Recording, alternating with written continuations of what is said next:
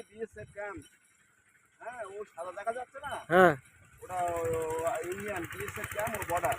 ওই জায়গাটার নাম কি? ওটা চারুলিয়া। জারুলিয়া।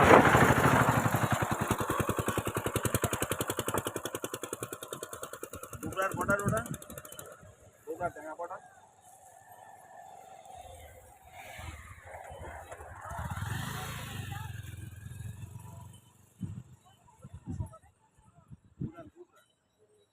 আর এই পাশে খালান